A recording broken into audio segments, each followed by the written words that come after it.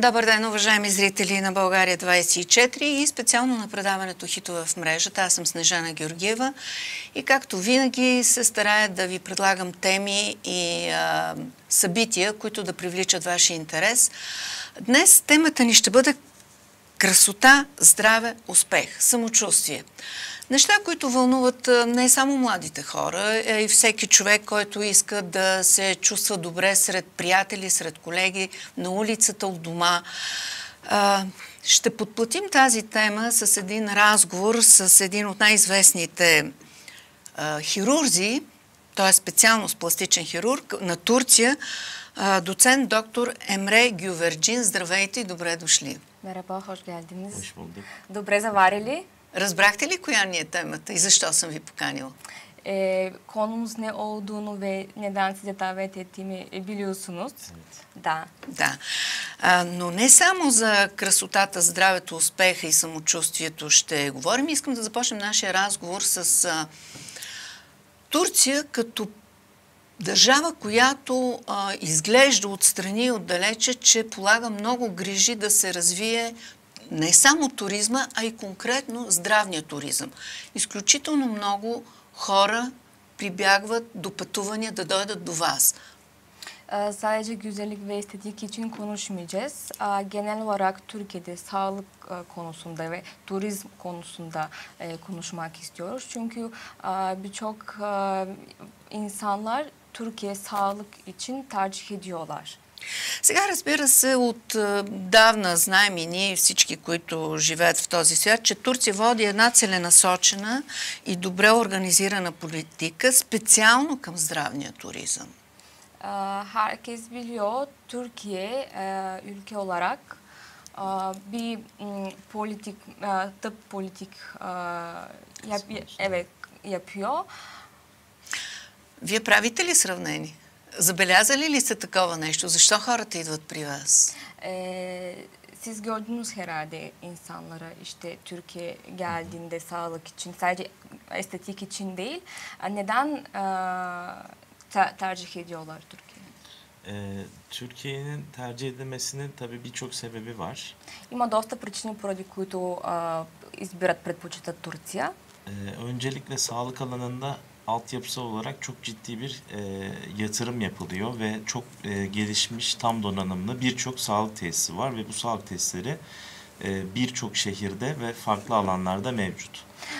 Прави се една много сериозна инвестиция в здравният сектор в Турция с много добро начало в всички сфери на медицината, като отделение в здравният туризъм.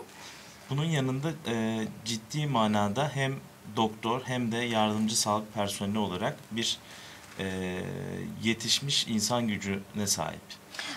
Тоест не само лекарите като медицински лица, но и всички останали медицински работници имат едни много сериозни знания.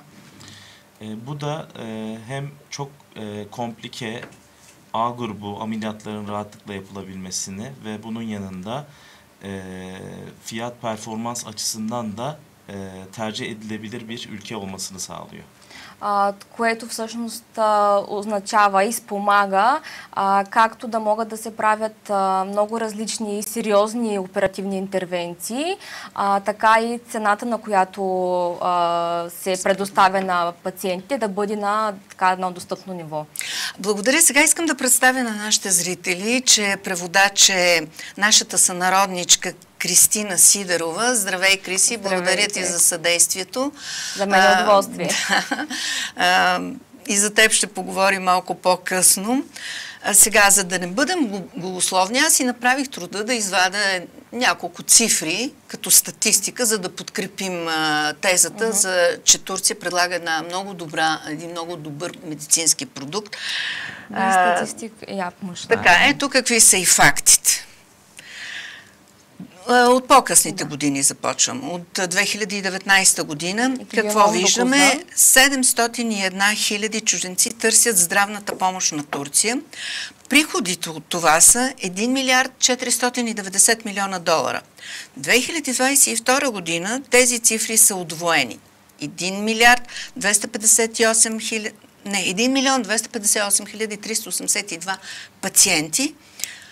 Приходът е удвоен. 2 милиарда и 100 милиона постъпления. Това го казвам за нашите зрители, но и господин Гюверджин да знае.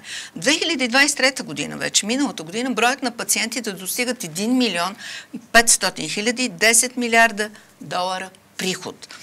На практика това е 5% от всички здравни туристи по света. Няма данни обаче колко са българите, но по данни на Анкара за изминалата година нашите туристи във всички сфери сме, ние българите, на 4-то място. Като преди нас са Германия, Русия, Англия. Тенденцията е за бърз растеж, както на пациентите, така и на приходите. Bulgaristan 4. sırada. Това извадих като данни. Не знам дали разбрахте, но това го направих за нашите зрители, за да имат представа защо така предизвиква нашия интерес и правиме специално предаване, използвайки вашето идване в България. Bu istatistik izleyiciler için söyledik, sunduk. Çünkü Türkiye çok tercihen bir ülke ve size de ondan davet ettik. В началото на нашия разговор вие горе-долу очертахте причините, поради които Турция предпочита на дестинация, здравна дестинация. Bizim konuşmanın başında siz söylediniz neden hastalara tercih ediyorlar Türkiye. Но дали има и нещо друго, което привлича, да речем, като отношението към пациентите? Başka bir şey var mı? Mesela hastaya doğru davranış ile alakalı bir şey var mı? Aslında şimdi genel anlamda sağlık turizmi dersek bunun en büyük kısmını baktığımız zaman estetik cerrahi ve buna bağlı sağlık turizmi oluşturuyor. Yani bunun içerisinde tabii diş tedavileri de var, saç ekimi de var, estetik ameliyatlar da var. Ve bu anlamda aslında Türkiye'nin birincil ülke olmasının en büyük sebebi de büyük hastanelerden çok doktor kliniklerinin sağlık turizminde önce olması ki sağlık turizminin yaklaşık %60'ı tekil doktor klinikleri üzerinden işliyor. Като цяло здравният туризъм, който е изграден в Турция, голямата част от него се основава на пластичната хирургия. Разбира се, в него в това число и освен пластична хирургия има дентална медицина и друг вид, примерно, операции, свързани както с ракови да онкологични заболявания. И като цяло около 60% от здравния туризъм, специално за пластичната хирургия, за разлика от големите болнични групи, които така много хора ги познават, предполагам, в Турция, има и около 60% сформират и така наречените частни клиники на лекари, които работят частно, самостоятелно и тяхното е по-скоро бутиково, т.е. специално за пластична хирургия. Вие сте специализирали специално пластична хирургия. Siz plastik cerrahi Защо се ориентирахте в тази Neden посока? plastik cerrahi seçtiniz? Заради големия пазар или защото имате мисия да давате самочувствие на хората? Pazar büyük olduğu için yoksa siz bu şekilde hani mission olarak istediniz? Aslında plastik cerrahi seçmemin sebebi tıp fakültesi yani tıp eğitiminin 4. senesinde dikiş nasıl atılır bunu öğrenmek istememle başladı. Всъщност, моята страст с пластичната хирургия е започнала в 4-та година в медицинският университет, в факултета, тъй като трябваше да започнем да се учим да шием реално вече. Fakültemize yakın çok büyük bir devlet hastanesi vardı ve burada dikiş öğrenmek için gitmek istedim. Gördüğüm ilk vaka bir parmak ucu kopmasıydı ve buna müdahale eden doktor da plastik cerrahtı. O an ben bu işi yapabilirim ve bu iş benim için gerçek anlamda doğru iş olacaktır ve karar verdim ve Daha sonra da her hafta o hastaneyi ziyaret edip farklı farklı vakalar görerek plastik cerrahi bu şekilde aslında öğrenciyken başlamış oldum. Близо до нашия медицински факултет имаше много голяма държавна болница, в която имахме възможност в спешното отделение да посетим, да видим как се шият, как се работи. Първият пациент, който всъщност видях там, беше пациент, на който му беше откъснат върха на пръста и всъщност тази поправка, реконструкция, зашиването беше извършена от пластичен хирург. И в този момент аз разбрах, че тази работа, това нещо аз мога да го правя, искам да го правя, влюбен съм в това нещо. И в крайна сметка, след този случай, така много често започнах, може би всяка седмица да посещавам тази болница, за да се уча, да помагам и съответно бях започнал да влизам вече в различни интервенции, операции. Споменахте, че сте наблюдавали възстановяване на пръст, така ли? Да. Сега, много хора смятат, че пластичната хирургия е единствено и само за разкрасяване, но това не е така. Много хора след изгаряния, след катастрофи, след инциденти имат нужда от вас. Вие помагате ли на такива hora? Çok insanlar plastik cerrahi sadece güzellik ile alakalı olduğunu düşünüyorlar. Fakat plastik cerrahi birçok vakalarda da kazadan sonra, yanıktan sonra bir müdahale ediyorlar. Siz böyle bir vakalar ve hastalara yardım ediyor musunuz? Aslında plastik cerrahinin en büyük kısmını onarım ameliyatları oluşturuyor. Yani burada işte yanık sonrası olabilir, travma sonrası olabilir, bir doğumsal bir anomaliye bağlı bir bozukluk olabilir. Bunların onarımı aslında bizim işimiz. Estetik cerrahi aslında plastik cerrahi pratiğinin belki %5, %10'unu oluşturuyor sadece ama çok popüler olduğu için en çok o biliniyor. Bu tarz özellikle travma sonrası şekil bozukluğu olan hastalarda yapılan ameliyatlar hem hastaların tekrardan sosyal hayata dönmelerini sağlıyor. Hem iş hayatına dönmelerini sağlıyorlar. Adaptasyonlarını kolaylaştırıyorlar. Bu şekilde hastalar sosyal izolasyondan da kurtulmuş oluyorlar ve işlevlerini de tekrardan kazandırabilmiş oluyoruz. Всъщност в пластичната хирургия голяма част, повече от 60%, всъщност включва реконструкция на такъв вид травми в следствие на изгаряния, на катастрофи, на срязвания или пък в резултат на някакви родилни мутации, които всъщност пластичен хирург, там е неговата роля да ги реконструира, да помогне, да поправи. Естетичната хирургия взема може би по-малка част, между 5-10%, но тъй като в момента тя е по-популярната и хората я познават повече и нашумяла в наши дни. Затова всъщност по този начин се познава пластичната хирургия и се търси от пациентите. Разбира се, че след една такава травма, било то катастрофа, изгаряне или някаква просто родилна малформация, нашата роля е както да реконструираме този проблем, да го отстраним доколкото е възможно, така и да дадем чисто психологическа подкрепа на нашите пациенти. Колко е важно човек да се чувства добре, да се чувства хубав, да се чувства приет от околните? Колко е важно това? Защото до известна степен към пластична хирургия пристъпват хора, които или нямат самочувствие, нещо е недостатъчно в лицето им, в тялото им и това ги наранява и ги кара да се чувстват потиснати. И вие се включвате тогава. Колко е важен този баланс между psihiçното и fizическото здраве? Fiziksel ve ruh sağlığı arasında ne kadar önemlidir? Çünkü bazı insanlar kendini sevmediği için, kabul edemediği için plastik cerrahi gidiyor. Şimdi plastik hasta eğer gerçekten ameliyat ihtiyacı varsa, yani cidden bir bozukluğu varsa bahsettiği gibi veya istediği şeyden fayda görebilecekse, bu durumda hastaya yapacağımız ameliyat hem tabii fiziki anlamda daha iyi bir hale gelmesini sağlıyor. bu sayede de ruhsal anlamda da bazen hastaları gerçekten daha iyi hale getirmiş oluyoruz. Yani hem fiziksel hem de ruhsal bir iyileşme sağlayabiliyoruz. Aslında bu benim estetik cerrahi yönelmemin de en büyük sebeplerinden bir tanesi oldu. Hastaları bu sayede bütüncül olarak iyileştirebilme шансом oldu.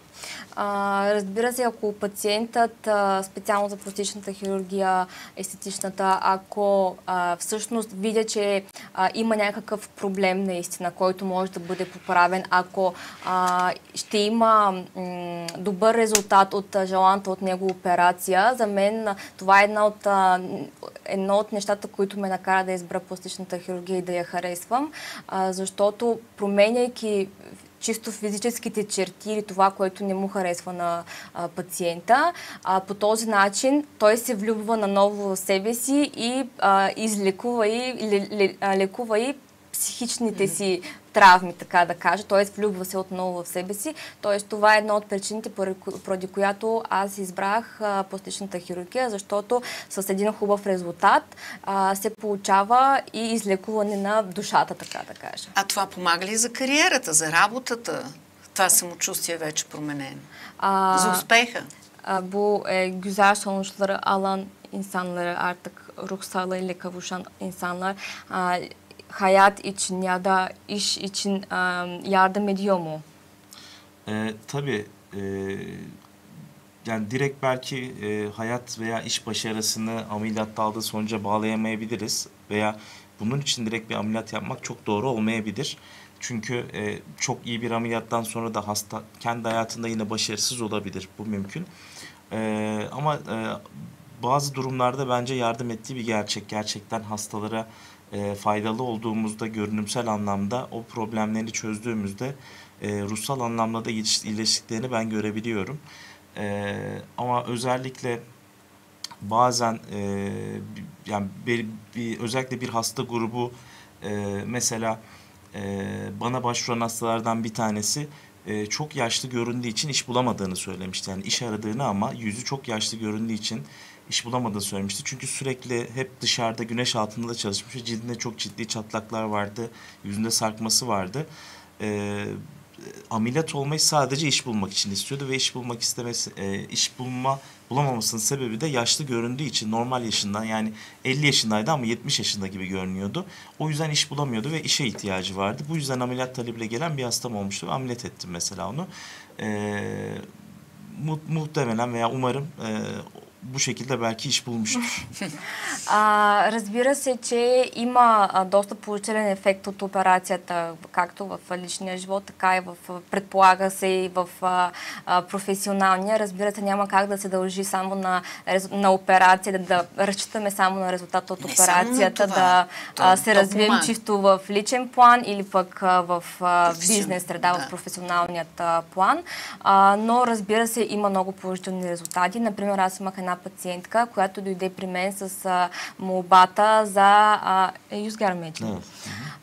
лифтинг на лице, тъй като самата и кожа и външния вид и качеството на кожата я кара да изглежда много по-възрастна, отколкото реалната е възраст. Тя е била на 50 годишна възраст, но тъй като е работила на слънце, по кожата се образували петна, много бръчки, отпускане и изглеждала като 70 годишна. И поради тази причина тя казвала, че не може да си намери работа. Всъщност операцията е направена успешно и се надяваме, че тя е успяла да се реализира в професионален план. Так му щях да попитам дали си намери работа. Нямаме точна информация, но се надяваме. Добре, да минем към конкретиката сега. Вие всъщност, освен нали вече казахме, че помагат и при катастрофи, изгаряне, така, финалния етап правите вие. Вече е много разпространено жени, на които трябва да бъдат премахнати гърдите заради онкозаболявания. Вие практикувате ли в Турция? В България мисля, че се правят опити веднага да се поставят и гърди за самочувствието на жената. Plastik ile alakalı zaten biliyoruz artık her şey. Siz mesela kompleks bir ameliyat, mesela onkoloji, meme kanseri olan hastaya mastektomi sonrasından direkt implant, protez koyup böyle bir ameliyatla rekonstrüksiyon yapıyor musunuz? Şimdi mastektomi sonrası rekonstrüksiyon iki şekilde yapılabiliyor. Eş zamanlı yapabiliyoruz. Yani meme çıkarıldığı an ki artık eskisi kadar tamamen meme alınmıyor. Genellikle bir kısmı alınıyor. Orayı tamamlayıcı işte implantla veya kendi dokusuyla hastanın bir doku getirerek o bölgeye direkt bir onarım yaparak hastanın ameliyattan çıktığında tekrar yine memesiyle çıkmasını sağlayabiliyoruz. Veya daha önce mastektomi geçirmiş olabilir, 1 yıl önce, 5 yıl önce gibi. Bu durumlarda da yine hem hastanın kendi dokusundan veya implantla birlikte kendi dokusundan veya sadece implantla beraber duruma göre bir meme onarımı yapma şansımız oluyor. Да, правим такъв вид операции. Възможно е. Вече в зависимост от случая на пациентката, може едновременно да бъде премахната млечната жлеза и в същото време, в същата операция да бъде поставен имплант. Или пък на пациентка, която е била оперирана, да речем, преди 2, 3 или 5 години, също може да се направи операция за реконструкция на гърдата, като тази реконструкция може да бъде със собствена тъкан, тъй като в миналото са премахвали цялата тъкан, цялата жлеза, сега вече не се правят по този начин, част от нея остава, затова има възможност за по-лесна реконструкция и съответно тя се прави или с имплант, или с собствена тъкан, понякога и с двете взети заедно, вече в зависимост от случая. Вие донесохте и видеа, надявам се, че ще пуснем малко покритие да ви видим в действие, пък зад кадър ще си говорим. Сега при вас, вие правите всички видове пластични интервенции, от ринопластика, как се казваше, ушите. Ортопластика, какво друго? Гърдите, да. Всичко това. Корем, бедра. Корем, ръце. В последно време е много модерно ръцете жените да си оправят. Защо така? Това оказва ли влияние върху самочувствието на жената или само лицето е важно? Siz plastik cerrahiyseniz tüm ameliyatları yapıyorsunuz. Rinoplasti, yüz, boyun, vücut, karın, brachioplasti, kol germe. Bu son aylarda brachioplasti çok ünlü bir ameliyat olduğunu düşünüyorum. Bu ameliyatlar hastanın, kadının ya da erkeğin kendi beğenme ile alakalı mı? Ne düşünüyorsunuz? Özellikle şimdi kol germe özelinde de diğer vücut şekillendirme ameliyatları özelinde de bunlar tabii iki anlamda bize talep olabiliyor. Birincisi hastalar özellikle ciddi sarkması olanlar ki bunların çoğu işte obezite cerrahisi geçirmiş, çok kilo vermiş hastalar oluyorlar. Hastalar hala kendilerini aslında şişman olarak düşünüyorlar. Çünkü o fazla deriler yine onların istemediği bir görüntüye sebep oluyor. Bu yüzden ameliyat talep edenler olabiliyor. İkincisi de yine bu hastalar sosyal anlamda bir kıyafet giydiklerinde, işte açık kollu bir şey giydiklerinde çok rahatsız olabiliyorlar çevrenin tepkisinden ve kendileri de yine işte bu şekilde giyinememekten rahatsız olabiliyorlar. Yani hem kendi istekleriyle hem de sosyal anlamda etraftan gördükleri tepkiler nedeniyle genellikle ameliyat için başvuruyorlar bize. Специално за брахиопластиката, това е лифтинг на ръцете. Има две причини, поради които пациентите идват при мен. Първата е пациенти, които са свалили доста така солидно количество килограми, с обезитет са били в миналото. Следователно, въпреки че те вече са с нормални килограми, виждайки тази отпусната, увиснала кожа, те си приемат себе си, виждайки в огледалото, приемат себе си все още като пълни, като дебели. Поради тази причина, това е една от първите, поради която всъщност се пристъпва към брахиопластика за премахване на излишната кожа. Втората е чисто социална. Сега с годините, примерно когато дамите специално обличат нещо по-изрязано, рокли, потничета или други такива облекла, просто чисто така естетически, да. И за корема споменахте, вие правите и такива операции, премахвате мазнини ли? Karın için de ameliyatlar yapıyorsunuz. Karın için yine hastaya göre değişecek şekilde, yani eğer cilt fazlası varsa cilt fazlası alınarak karın germe yapılabilir. Cilt fazlasıyla beraber yağlanma olabilir belli bölgelerde. Özellikle hem diyete hem spora dirençli bir yağlanma varsa bunun tek çözümü liposuction yapmak o bölgeye.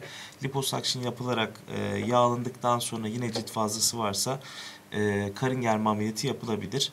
Yine ciddi bir kilo kaybı varsa hastanın obezite cerrahi sonrası oluşan kilo kayıplarında karınla bel beraber aynı şekilde tam tur 360 derece karın germe ameliyatıyla hem popo hem bel hem karın yine gerilebilir.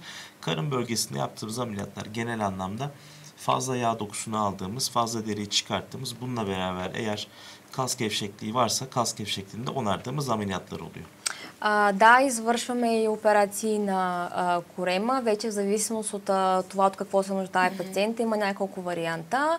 Ако има отпусната кожа, която може да бъде в последствие след раждане при дамите, след отново много голямо количество свалени килограми, се премахва излишната кожа. Ако съответно, освен излишна кожа, има пък и подкожно масно натрупване, се прави липосукция заедно с това. След раждане, особено при жените, се наблюдава диастаза, т.е. отпуснати коремни мускули. Това също се реконструира по време на операцията. При пациенти, които са направили в миналото операции за отслабване, така наречената ръкавна гастректомия и са свалили вече килограмите, пък се наблюдава отпускане в цялата обиколка на кръста, така да кажа, и се прави 360 градусова абдоминопластика, при която се премахва излишната кожа и маса натрупвания както на корема, така на страните и на кръста, т.е. повдига се седалището. А често ли си променят хората носовете? Това не е много често срещана деформация, според мене, но... Чисто естетически. Да. Много често. Така по принцип, нека да го попитаме. Добре. Rinoplasti е çok yaygın ameliyat diye soruyor. Поне аз не съм забелязала.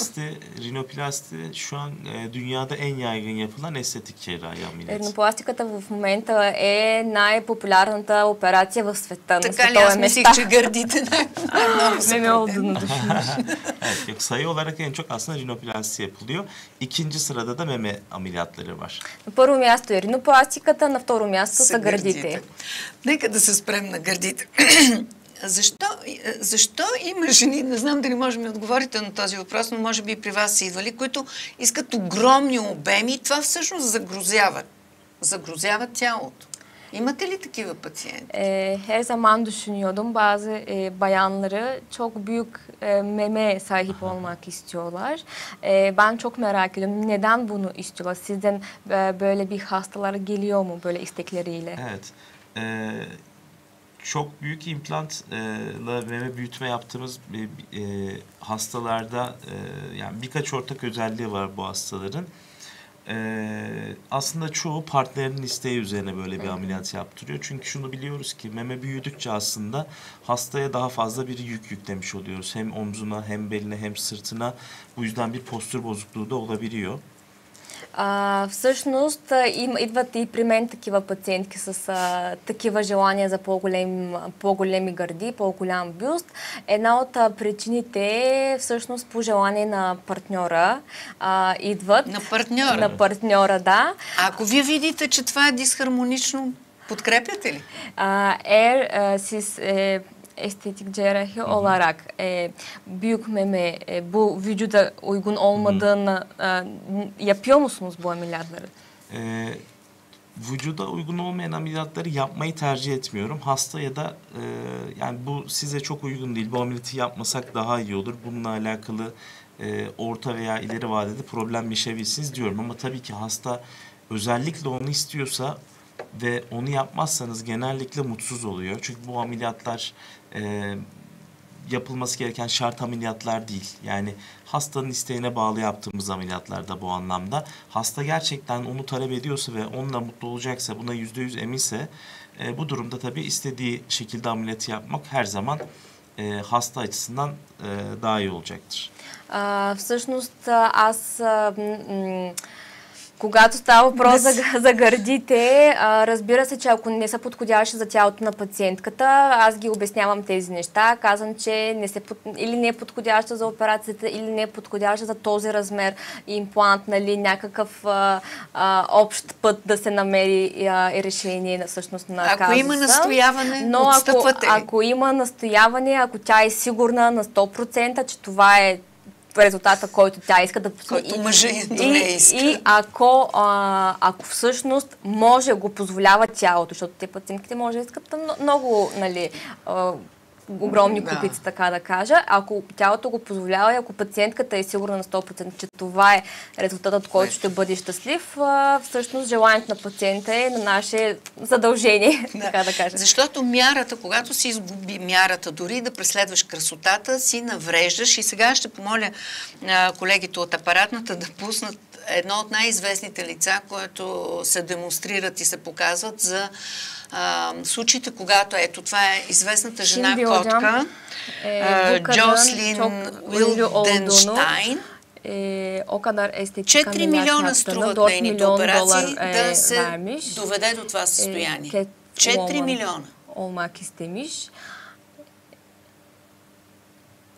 Това е Джослин. И всичко това тя е направила по искане на нейния съпруг. Вижте каква е била. Вижте в какво се е превърнала. Срещу 4 милиона. Eşi isteğiyle yapmış. Това ли е съпругът ти? Така, защото тя се е почувствала възрастна и за да му се хареса, е прибягнала до даване на куп пари, за да се доведе в това състояние. Запознавате ли се, вие като ходите, защото вие ходите много често по конгреси, по конференции, срещате се с колеги, запознавате ли се с такива случаи, взимате ли някакви така решения, с които да подпомагате жени, мъже да не се dökarvat до това положение? Siz çok büyük ülkelere gidiyorsunuz. Böyle bir meslektaşlarınızı tanıyor musunuz, konuşuyor musunuz? Yani böyle bir sonuç, böyle bir ameliyat yapanları hani ne düşünüyorsunuz? Yani şimdi bu şekilde ameliyat yapan benim gördüğüm veya hani kongrelerde gördüğüm bir meslektaşım yok. Aslında bence bir estetik ameliyatın %20'si estetik olmalı, %80'i doğal olmalı. Yani aslında doğaya baktığımız zaman da böyle güzel şeylerin çok abartılı olmadığını görürüz.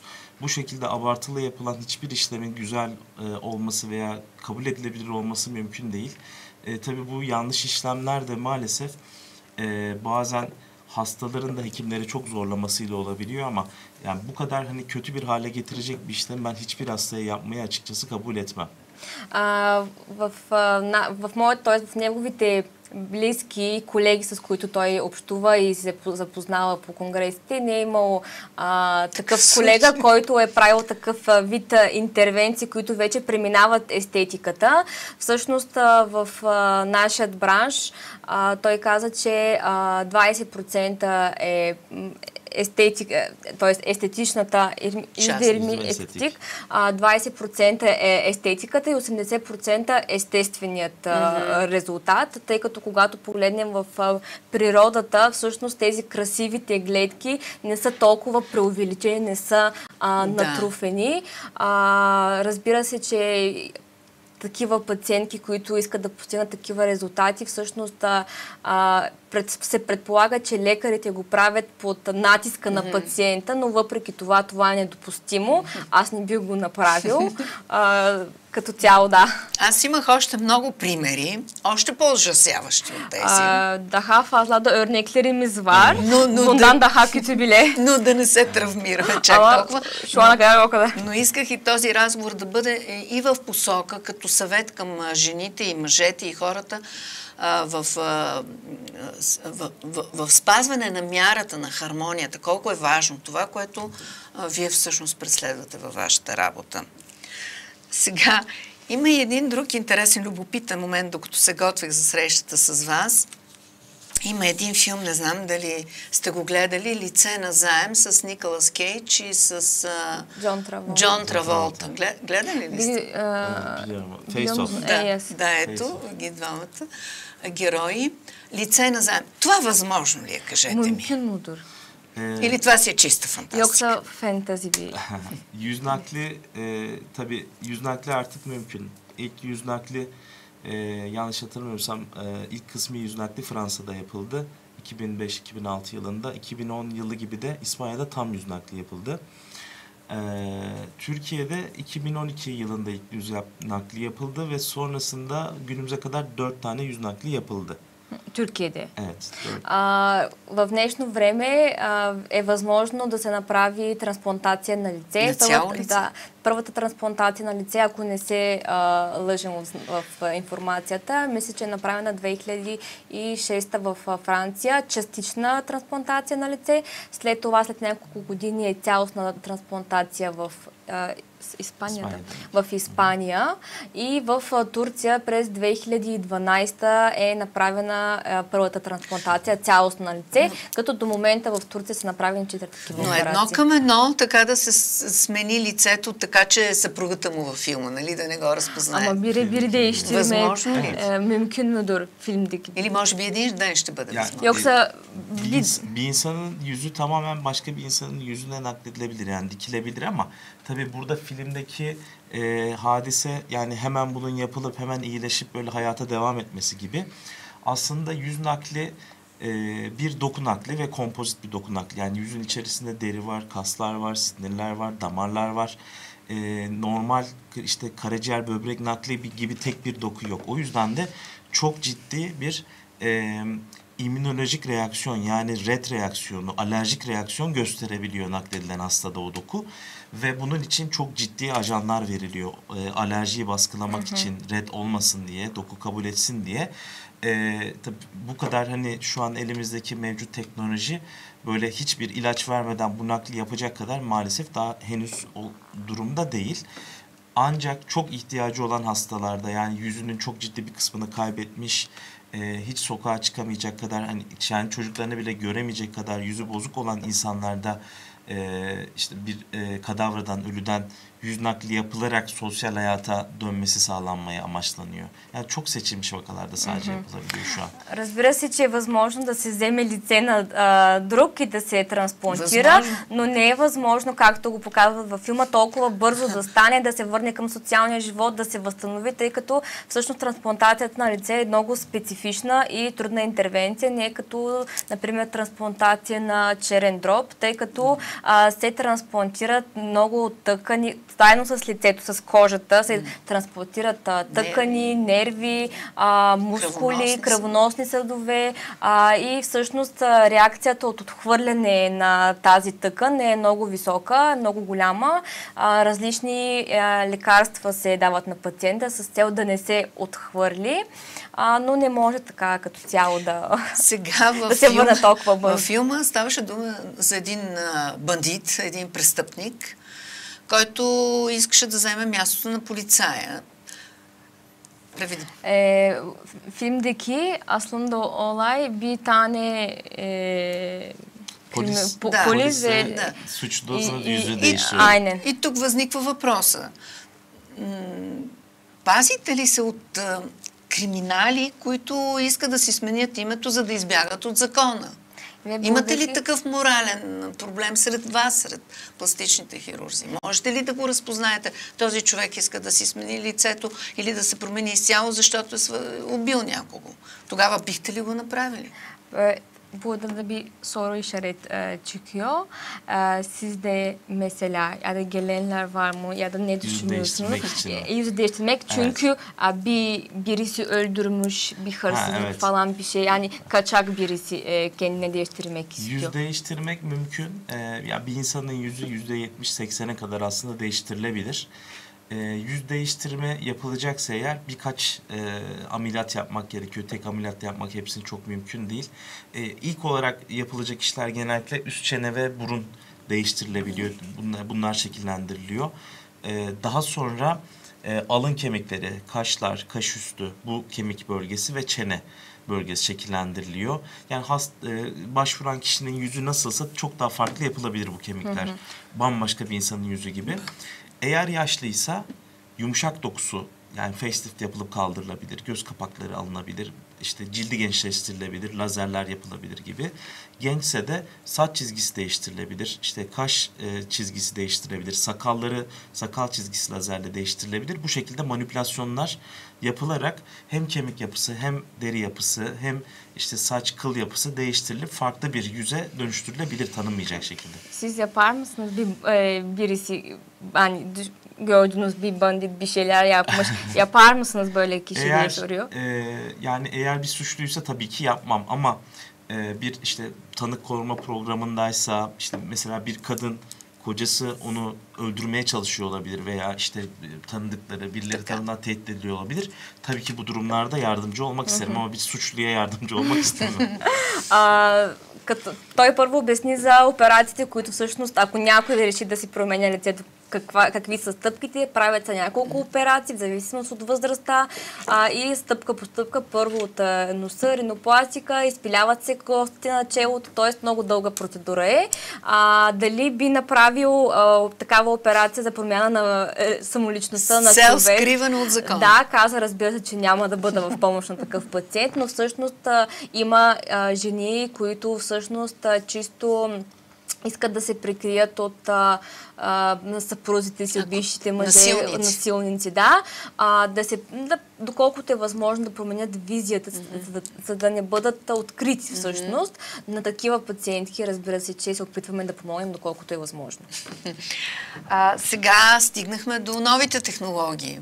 Yeni teknolojiye kadar geldik şu an. Технологиите. Как могат новите технологии да присъстват специално в пластичната хирургия, специално за лице? Защото там е много финно. Това е визитната картичка ни е пред света, лицето. Yeni teknoloji plastik cerrahide nasıl giriyor? Özellikle yüz ameliyatları için. Çünkü bir insan için yüz çok önemlidir. Bir insan bizi gördüğünde ilk yüzümüzü Може ли робот да вземе вашето място? Mesela bir robot sizin yeriniz alabilir mi? Възможно ли? Hani sizin yerinize ameliyat bir robot да замести тези финни ръце, които Çünkü биват. Bu yüz özellikle ameliyatları çok estetik ile amaçlı yapılıyor. Tabii teknolojinin bize çok faydası oluyor. Özellikle yeni cihazları biz ameliyatlara adapte ettiğimizde çok daha hızlı iyileşme görebiliyoruz. Çok daha az ödem, az şişlikle hastalarımızı ameliyat etme şansımız oluyor. Mesela burunda biz eskiden işte çekiçle, keskiyle burun kemiğini şekillendirdik, kırardık. Artık piezo diye bir cihazımız var elimizde, ultrasonik bir kesici. Burun kemiğini kırmıyoruz. Sadece keserek yumuşak dokuları hiç travmatize etmeden burun kemiğini şekillendirebiliyoruz.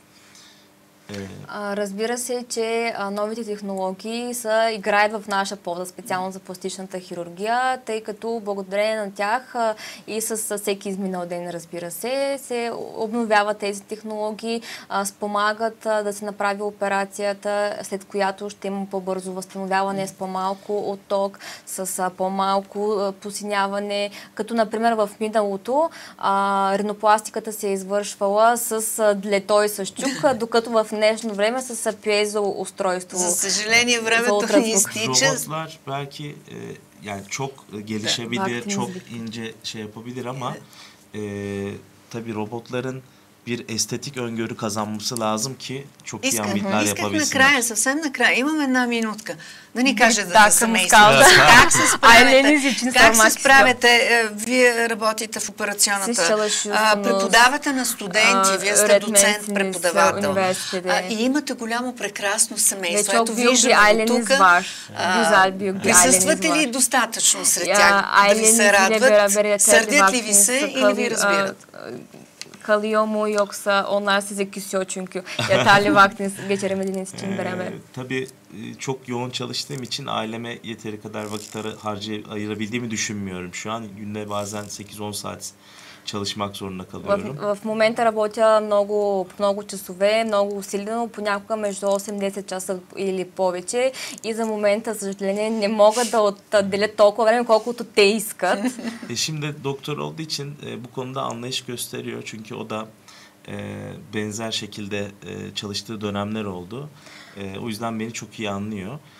Ama tabii çocuklara yeterince vakit ayırmaya çalışıyorum. Özellikle hani işten sonra hemen işte çocuklarla vakit geçirmeye çalışıyorum. Aktiviteleri genellikle ailecek yapıyoruz. İşte beraber birkaç kere en azından yıl içerisinde uzun tatile çıkıyoruz. Pazar günleri hep evde oluyorum. Çocuklarla ilgilenmeye çalışıyorum. Acil bir işim olmadıkça çalışmıyorum kesinlikle. Bunun gibi. Тъй като съпругата ми също е лекар и проявява проявява много голямо разбиране, за което съм много благодарен, тъй като и във времето тя също е имала дни и моменти, в които е трябвало да работи много усилено. Опитвам се да се реванширам, неделните дни да съм си вкъщи, да прекарам възможно най-много време заедно с семейството, с децата и в годината поне 4 пъти да отиваме семейно на дълги почивки. Чудесно. Вие сега отивате направо на среща с български пациенти, кандидат-пациенти. Давате безплатни консултации, което е много интересно за нас, българите, защото нашите лекари, пластични хирурзи, взимат едни не лоши суми, независимо от това дали ще избереш него или не. Вие го правите така в името на самочувствието, здравето, красотата и успеха на хората. Благодаря ви за това гостуване и успех! Ние също благодарим, че ни поканихте във вашето студио. За нас беше огромно удоволствие. Благодаря ви. Благодаря и на вас, уважаеми зрители, че бяхте с нас. Останете с програмата на България 24.